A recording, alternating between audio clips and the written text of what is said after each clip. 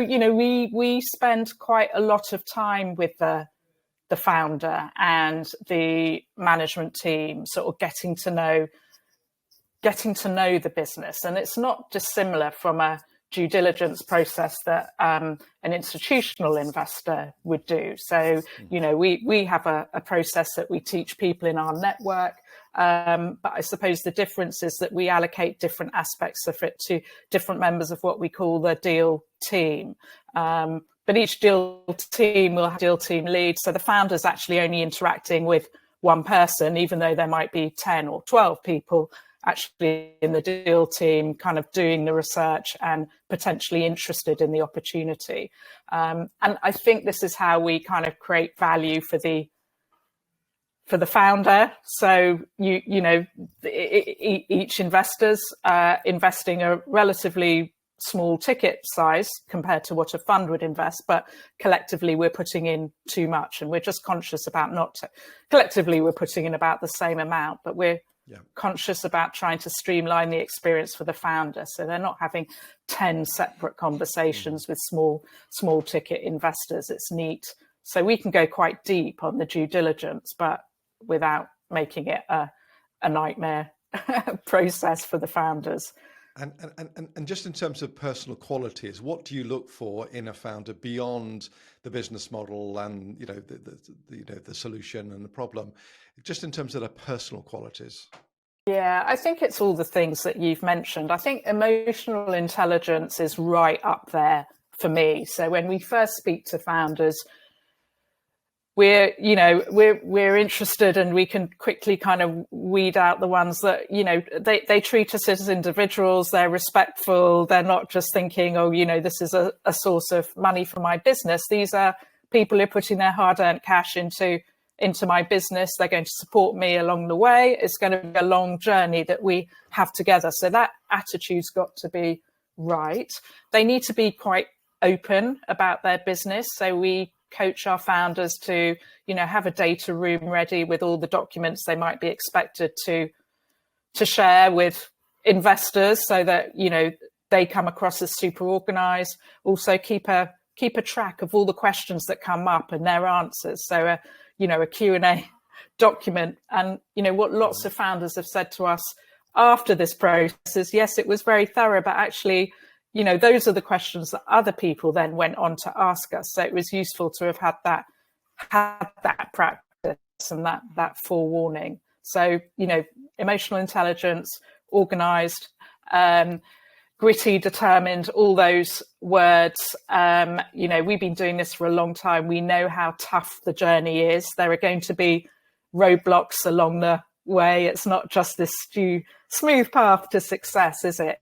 It's very challenging. So people are going to stay the course, basically. And then the interrelationship between the founders as well. We've seen what happens when the going gets tough, and if co-founders fall out, that can be a right old mess. So,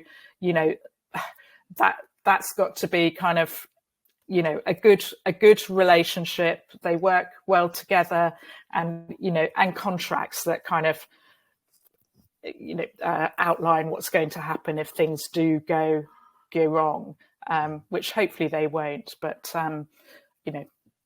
all those things are just vitally important.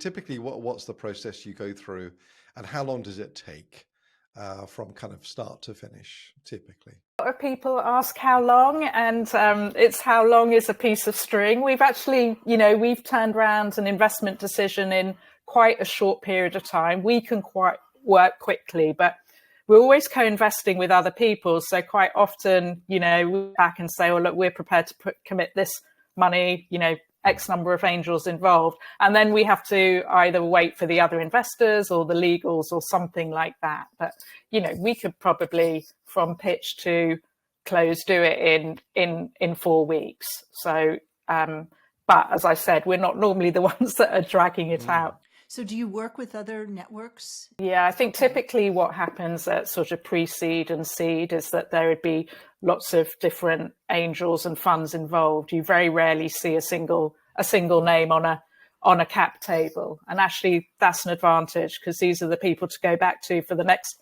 round of money or to go back to for help. So yes, we're regularly co-investing alongside some other angel networks, but also individual angels who might be writing big tickets, some funds. We have quite a lot of EIS and SEIS funds in this country, as well as early stage VCs. So it is going to be a bit of a smorgasbord. Yeah. So what's, I know this is a hard question to answer in a way, but what's kind of the sweet spot for a company, a founder presenting to Angel Academe? Sort of how much of the ask, or is the ask roughly the valuation? First involvement, it would normally be, either £500,000 or £750,000 round. Valuation between 2 and 5 million. I mean, it's difficult to say. Everybody's making their own individual decisions, so there's no standard ticket size. But we hope to get well over 100K for each investment, and probably the 150K seems to be about the average. And for the slightly later stage deals, people will feel comfortable writing bigger tickets and there might be more investors. So we have done a single investment that was about £1 million in total, and 40 people involved, and some individuals really writing quite big checks, but that was more at the Series A stage. Yeah. So for a founder that is, let's say, pre-seed, what's the minimum requirement you would expect from the business? What sort of traction would you expect? At what stage do they need to get to before you and your colleagues will be serious about it?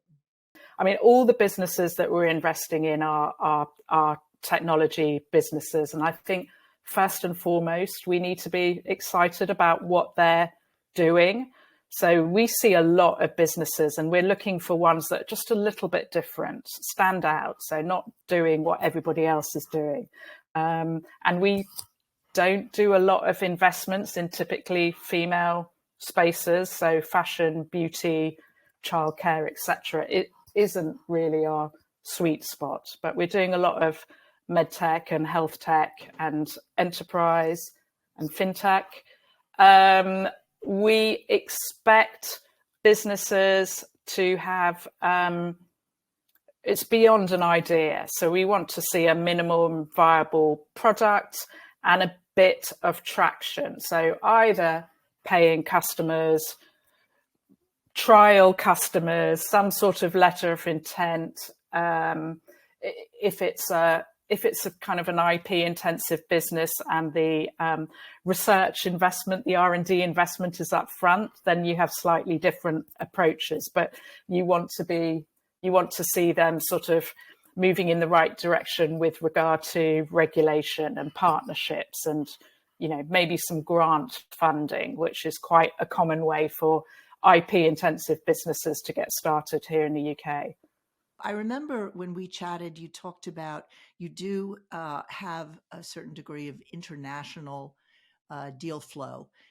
It's predominantly UK sourced, but you're not going to draw a wall around that. So how do you, is it just kind of word of mouth that you might get some deal flow from the US, or are these companies locating into the UK? Or tell us a little bit about that.